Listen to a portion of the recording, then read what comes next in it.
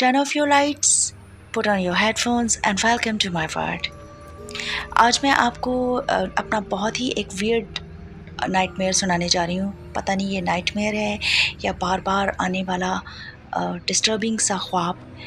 तो इस पे डिस्कस करते हैं। ज़्यादा बातें नहीं करते, डायरेक्ट ही ड्रीम की तरफ चलते हैं। Since my childhood when I was just baby, तब से मुझे एक ड्रीम बहुत ही डिस्टर्ब करता है और बार बार कभी कभी 2, 4, 5, 6 महीने के बाद, कभी कभी 1-2 साल के बाद और कभी कभी मोर फ्रिक्वेंट मुझे ये ख्वाब आता रहता है। ख्वाब में मैं ये देखती हूँ कि माई लेट मदर,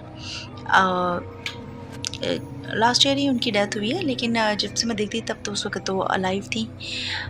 मैं उनके बारे में ये ख्वाब देखती थी कि she is mad, she is crazy. वो कुछ आप कह सकते हैं कि पागल हैं या उनमें कुछ और उनका जो बिहेवियर है वो बहुत अजीब, पुरअसरार और ख़तरनाक किस्म का है। And she is behind me और वो मुझे उनसे बहुत ज़्यादा खौफ आता है और वो मुझे एक जगह पे कैद करके रखना चाहती हैं। एक मतलब मुझे बाहर निकलने नहीं देती। I am so scared. मैं वो बहुत अंधेरी जगह है, मैं वहाँ से ख़ुद को निकालने की कोशिश कर रही हूँ, लेकिन वो कुछ थोड़ा सा सुपर नेचुरल कह लें या आप मुझे एक्सप्लेन उस तरह से करना नहीं आ रहा है, लेकिन बहुत ही खौफनाक ख्वाब ये। और मेरे पीछे भागती हैं, मैं कहीं भी चली जाती हूँ, मुझे वहाँ से दोबारा पकड़ के, तो वो बिल्कुल मतलब उनके अंदर जैसे शैतान आया होता है ना, इस तरह से उनका बिहेवियर है। और ये ख्वाब मैं यकीन करें जब भी मुझे आता रहा है, मुझे बहुत डिस्टर्ब करता रहा है। अब इस ख्वाब की अगर उसकी तरफ आएँ तो in reality she did so much wrong with me. तो पता नहीं, शायद ये मुझे इस तरफ क्योंकि ख्वाब आपका एक तरह से सिक्स सेंस होता है, मे बी कि मेरे ख्वाब मुझे ये बताना चाहते थे कि आपको इस तरह से कोई तकलीफ़ पहुंचेगी या आपको कोई इस तरह से डिस्टर्ब कर सकेगा। तो वो मुझे इन दैट वे में भी कोई इंडिकेशन आती थी, ये भी हो सकता है। इसके अलावा एक और मैं ख्वाब वैसे मुझे नाइटमेयर्स बहुत बहुत कम आते हैं। मोस्टली मैं जो ड्रीम्स देखती हूँ वो सच होते हैं और अच्छे ख्वाब आते हैं मुझे।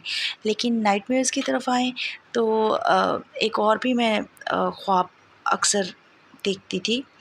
वो ख्वाब ये था कि मैं एक जगह पे चलती हुई चली जा रही हूँ, सड़क है, तो अचानक से मैं क्या देखती हूँ कि सड़क के अंदर से एक हाथ यूँ बाहर निकलता है और मतलब वो मेरा पाँव पकड़ना चाहता है।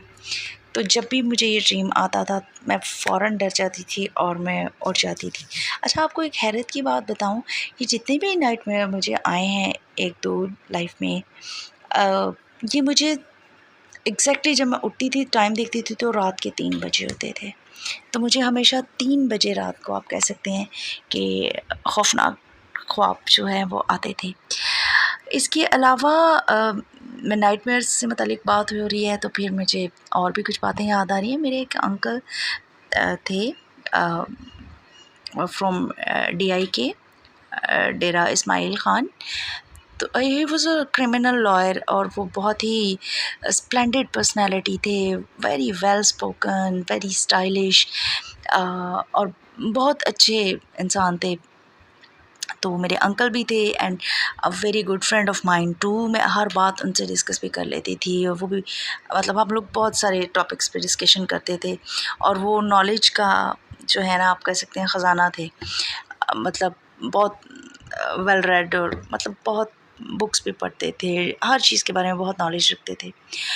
तो एक बार सोते वो बहुत ज़्यादा कम थे, तो एक बार मैंने उनसे पूछा कि आप सोते बहुत कम हैं, तो क्या रीज़न? वो कहते थे एक तो मुझे नींद नहीं आती, दूसरा ये है कि अगर मैं सोऊं तो मुझे नाइटमेयर्स आते हैं। तो मेरे लिए बड़ी हैरानकुन बात थी। उनका नाम था सुल्तान शहरियार ख़ान मरवत। तो मैंने उनसे पूछा, मैंने कहा किस किस्म के नाइटमेयर्स और आपको क्यों आते हैं? तो उन्होंने मुझे पूरी इसका बैकग्राउंड बताया। उन्होंने कहा कि उनकी एक सिस्टर थी she was very much attach with him. वो लोग बहन भाई भी थे और गुड फ्रेंड्स भी थे। सिबलिंग्स में जैसे बहुत प्यार होता है, because only brother and only sister, तो ज़्यादा प्यार होता है। तो उन्होंने मुझे बताया कि वो she was very young, unmarried and young, और उसने सुसाइड कर ली लड़की ने।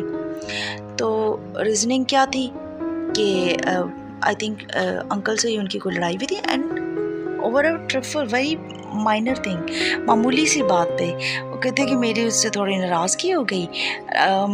जैसे झड़प हो जाती है बहन भाइयों में या लड़ाई हो जाती है, तो कहते हैं मैं बाहर गया तो कहते मुझे इन द मीन टाइम ख्याल भी आ गया कि नहीं, मुझे ऐसे शायद उससे बात नहीं करनी चाहिए थी, हर्ट हुई होगी वो।